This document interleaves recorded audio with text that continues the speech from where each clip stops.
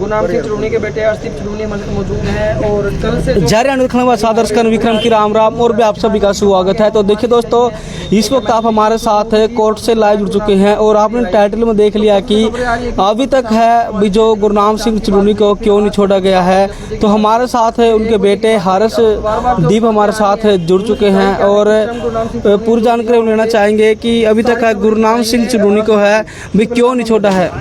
सभी को राम राम जी। आप पूछो पूरी क्या अपडेट है, किस समय जो गुरनाम सिंह चलूनी रिहा होंगे और दोनों किसान जेल के अंदर वो रिहा होंगे?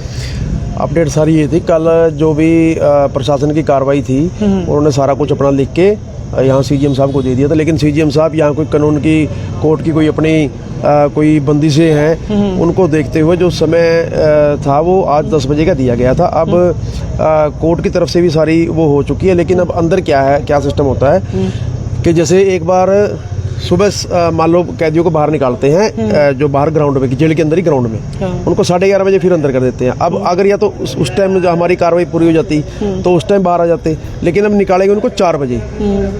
अब 4 बजे निकालेंगे, वो 4 बजे के बाद ही मान लो बाहर आएंगे, क्योंकि इनका जो अपना अंदर सिस्टम है तो सुबह निकालते हैं, शाम को निकालते हैं। सुबह वाला टाइम तो चला गया, अब शाम वाला है तो शाम को बाहर वो आ जाएंगे पक्का 100%। ये हमारी बात। ये बात है कि जब सरकार से बातचीत हुई थी, जो रिहाई होने की बात बोली सरकार ने, प्रशासन ने, वो कुछ शर्त पे हुई थी या बिना शर्त हुई थी? कैसे दोबारा पूछना कि भाई हम रिहा तो करते हैं, आपको ये करना पड़ेगा, वो करना पड़ेगा? नहीं, ऐसा कुछ हुआ था? नहीं, बिना शर्त के हुई है। बिना शर्त। और जो 9 किसान है उनका भी सेम सिस्टम है? बिल्कुल सेम, सबका सेम है। तो अंदर आपकी मुलाकात गुरनाम सिंह चलूनी से कब हुई थी? अंदर मेरी तो पहले दिन ही हुई थी, जब 7 तारीख को 8 को हुई थी। 8 को हुई थी। जी। और जो जितने भी किसान जिन्होंने रोड जाम किया था एमएसपी की गारंटी मानते हुए, उसके बाद उन्होंने जब सरकार ने बात मानी किसानों की तो बहुत बड़ी खुशी मनाई गई थी। अब उधर उस रोड का क्या हाल है, ठीक चल रहा है? हाँ, चल रहा है। रोड को खोल दिया था, उसी टाइम खोल दिया था। अच्छा। जब प्रशासन ने हमारी मांगे मान ली तभी हमने खोल दिया।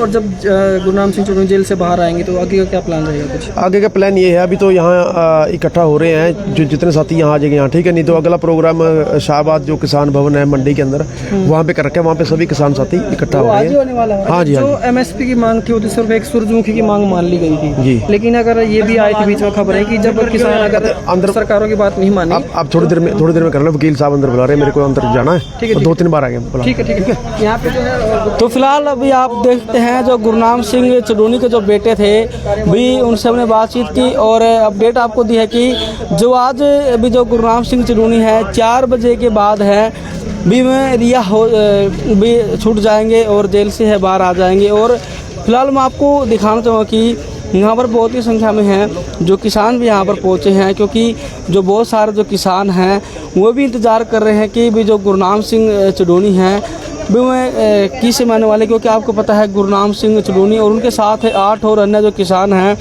भी, अन्य जो 8 किसानों को है भी नहीं छोड़ा गया है और आज उनकी रिहाई होने जा रही है। तो उसी के वेट में है फिलहाल जो किसान यहाँ पर बैठे हुए हैं, तस्वीरों में आप देख सकते हैं।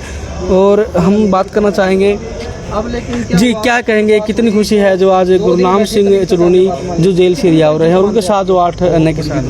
जी बिल्कुल, 9 साथी हैं वो, और अपने किसानों के हकों के लिए और अपने सूरजमुखी के लिए वो जेल में गए हैं, जिसको लेकर पूरे 2 दिन आंदोलन चला। बहुत ज़्यादा खुशी है, सैकड़ों की संख्या में ज़्यादातर धर्मशाला में किसान इकट्ठे हैं और सुबह 10 बजे ही पीपली जेल के सामने किसानों के जत्थे पहुँचने स्टार्ट हो चुके हैं और उसके बाद उनको खुशी कर लेके जाएंगे। बहुत ज़्यादा खुशी है। जो भी आपने बताया कि जाट धर्मशाला में काफ़ी किसान इकट्ठे हैं, तो इकट्ठे क्यों?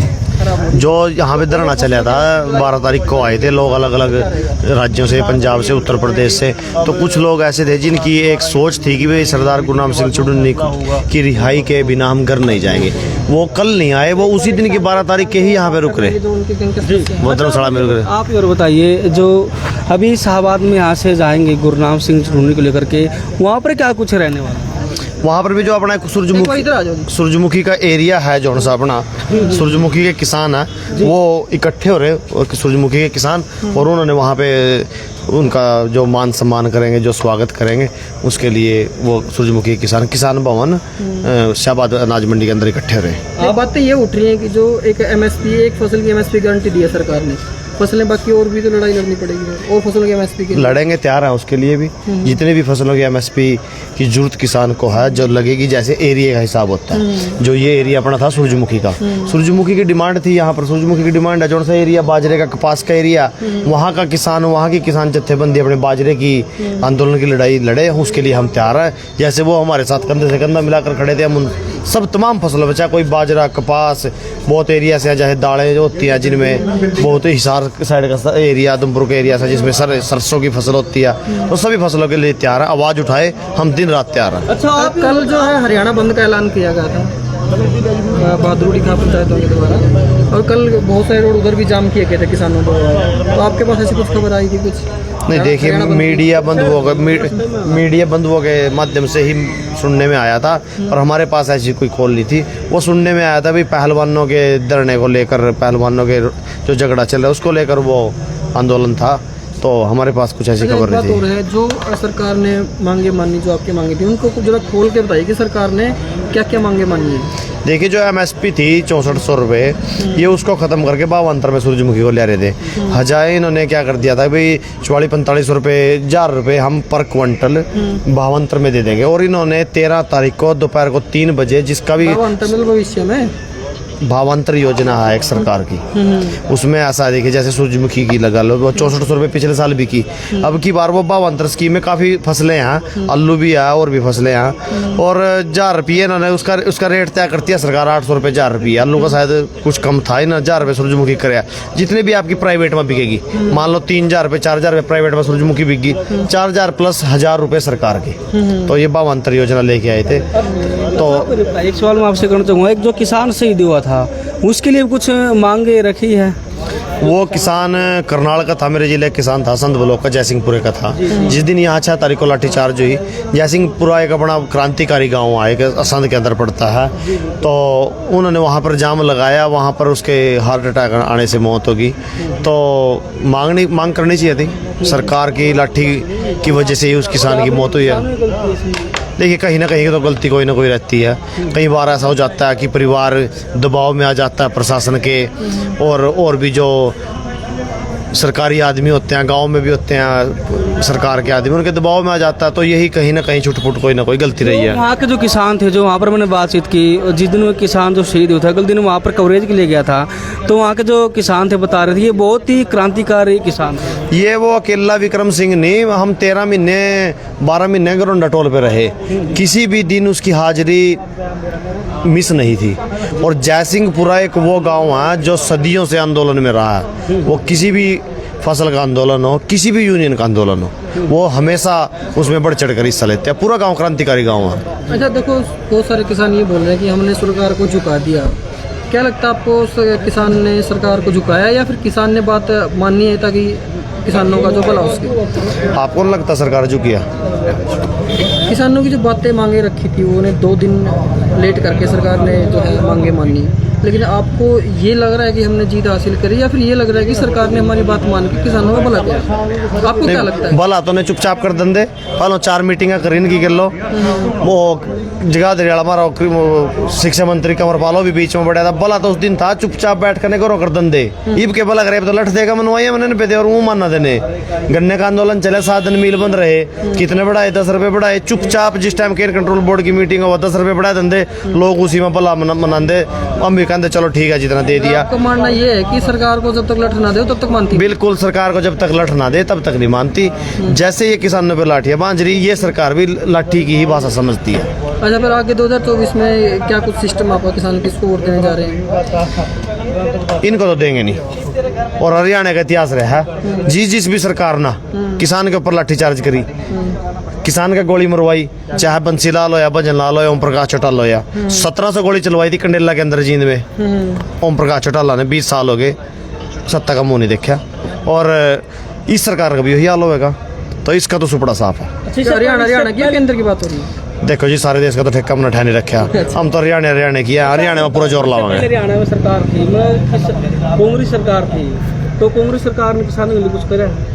देखो जी, 2010 में आंदोलन में सरदार गुरुराम सिंह चढ़ूनी के लोग जुड़े थे, 2010-11 में जुड़ के थे, और शायद 14 तक कांग्रेस भी रही, हम तो उस टाइम भी नहीं झंडे ठाए फिरा थे।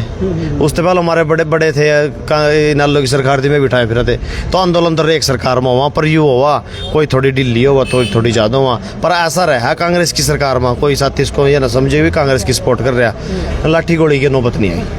मतलब जब भी कोई आंदोलन करने बैठा उनकी बात मानती थी सरकार, मतलब बातें करती थी। 15 दिन गन्ना आंदोलन चला था, 2012-13 का सीजन था। 230 रुपये गन्ने का रेट काट दिया था, सारी शुगर मिल्ला बंद हो गई थी।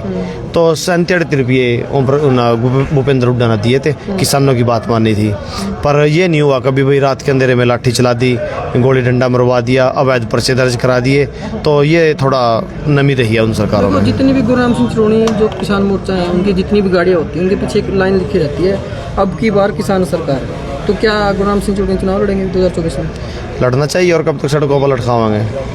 चौधरी सर छोटू राम कहे करा दे, ये बोले किसान दो बात मान ले, एक बोलना सीख ले, एक दुश्मन ले पहचान। और जब तक आपकी सरकार में भागीदारी नहीं होगी, आप संसद तक विधानसभा तक नहीं जाओगे, आपकी कोई बात नहीं मानने वाला। क्योंकि जो कानून बनते हैं वो विधानसभा में बैठ कर बनते हैं। लठ देगा सरकार में, हम तड़वा तो लेवा सड़क पर, पर जो बना में विधानसभा बना। मैं गुरुराम सिंह ने क्या कहूँगा, जितने भी हमारे सीनियर साथी हैं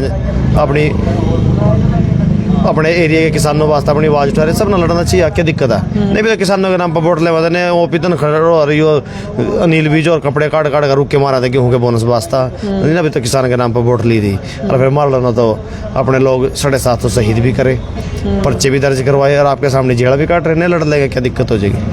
अच्छा, एक मुद्दा और उठ रहा है अपना हरियाणा में, जो खिलाड़ी आपने पता ही है, आज लास्ट डेट है चार्जशीट की दिल्ली पुलिस को जो दर्ज करवानी है। तो क्या आप ब्रिजभूषण गिरफ्तार हो पाएंगे, आपको लगता है? ना जी होंगे नहीं। कैसे? अजय मिश्रा टैनी ना सरेआम 4-5 किसानों के ऊपर गाड़ी चढ़ा कर रोन देता, और जब वहाँ फैसला होया, वहाँ के प्रशासन ने, वहाँ की सरकार ने फैसला कर लिया, तो जो हमारे बराबर में 4-5 साथी थे, ये बात हुई थी भाई कोई ना पर्चा नहीं दर्ज होने का, पर हमारे 4 किसान साथी थे, बराबर में पर्चा दर्ज कर दिया 302 में। इब जमान तो हुई उनकी 16-17 महीने में, और उसके आए 30 दिन हो जाए, उसकी तो रोटी भी गोर हो जाए, ट्रीटमेंट जब दूसरा नहीं कुछ बिगड़ा, इसका ब्रिजभूषण का क्या बिगड़ेगा? चल इसका तो इसका पत्रकार ने सवाल पूछा उससे, आप 2000 जो संसदीय का चुनाव है कहाँ से लड़ोगे? उसने 3 बार कहा मैं कैसरगंज से लड़ूंगा, मतलब इतना घमंड था उसके अंदर। बस फिर भाई मीडिया साथियों आपसे एक प्रार्थना, उन्होंने कोई हरियाणा में आ जा, फिर अच्छा हरियाणा में लड़का देख, अच्छा फिर पता लगे। अच्छा, जो राकेश कहता है, एक बहुत ज़्यादा उनका इंटरव्यू वायरल होने लग रहा है, और एक क्वेश्चन करा कि आप 2024 में किसकी सरकार बनाना चाहोगे? तो उन्होंने जवाब में ये कहा, अभी आप मोदी ने रहने दो और योगी ने बना दो। एक तो आप मतलब बीजेपी की वो भी करो हो भी हम इन्होंने बनाओगे, और आपके नेता खुद को अभी इन रहने दो और योगी ने बना दो। देखिए जी, जो कि रोटी खावेगा उसी के पेट में जाएगा, बयान दिया राकेश टिकैत ने, इसके बारे में बतावांगे भी राकेश टिकैत जी। ठीक है, आपका सीख रहे गलत कराए।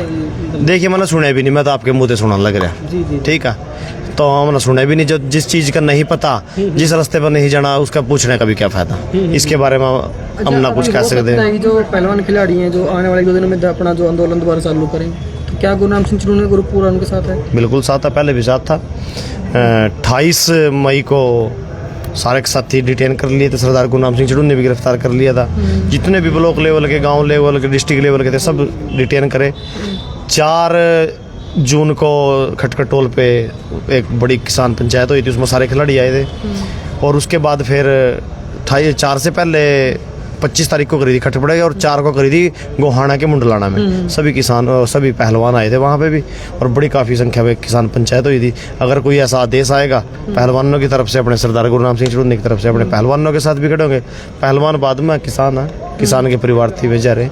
कोई भी पहलवान है ना किसी अफसर का बेटा, ना किसी मंत्री का बेटा, एक गरीब परिवारों में, एक किसान परिवारों में थे ही वो लोग अपनी पहलवानी कर रहे हैं। तो ये आपको नाम क्या है? मंजीत चौगामा, हल्का इंद्री, जिला करनाल, भारतीय किसान यूनियन चुड़ुन्नी। तो फिलहाल आप देख सकते हो भी हमारे साथ है जो किसान हमारे साथ है जुड़े हुए थे, जो कि जो भी इंद्री है करनाल जिले में आता है, तो इंद्री से यहाँ पर है पहुँचे हुए थे। तो दोस्तों क्या कुछ कहेंगे फिलहाल जो इस वीडियो को देखते हुए, तो कमेंट रूप से अपनी राय जरूर दे। तो हम फिर हाजिर हों किसी नई अपडेट के साथ। धन्यवाद।